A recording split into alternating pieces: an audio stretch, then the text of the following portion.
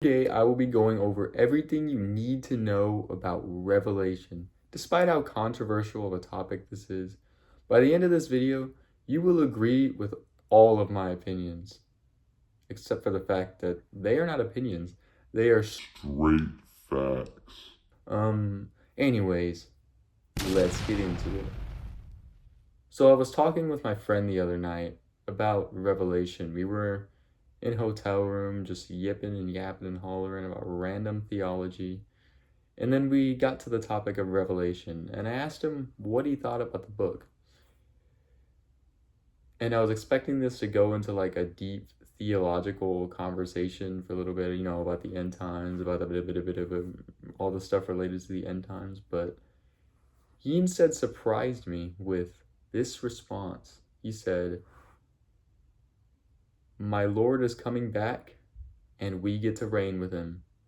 And that's all he said. That's all he said to the question I asked, which was what he thought about the book of Revelation. He just said, "My Lord's coming back, and I get to reign with him." And that is the most beautiful answer I have ever heard in my entire life.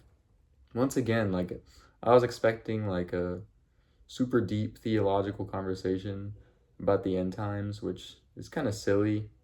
I didn't push any further after that question. I was just like, okay, beautiful answer. But it just made me think about how much we as like a generation, we as Christians like to obsess over the end times. Like, we think about the rapture, the millennium, post millennialism, the nation of Israel, and wars and rumors of wars, mark of the beast. I can go on and on about things that are talked about so much relating to the end times, and like, just why.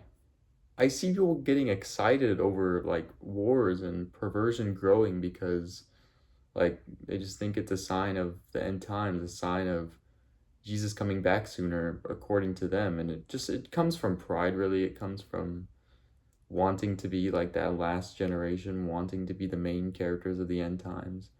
And that's all it is. We want to be the ones still on earth whenever Jesus comes back. But my point is, whenever we focus so much on the end times, we lose sight of the present.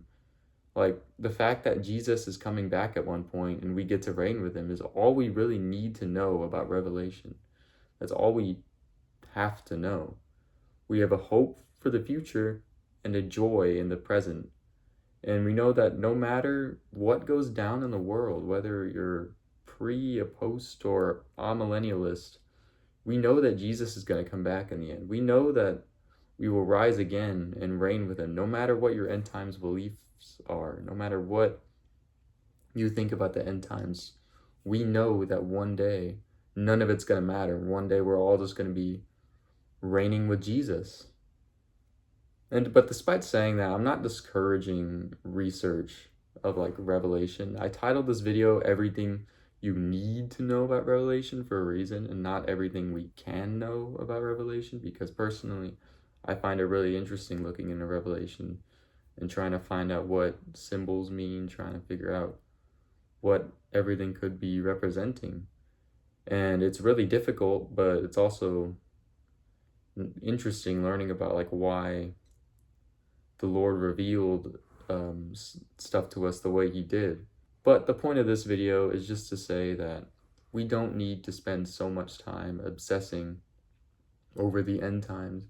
All we need to do now is just make disciples of Jesus Christ, show love for our brothers and sisters in Christ, stop being at each other's throats for differences in theological viewpoints, and just hold fast to our faith in Jesus.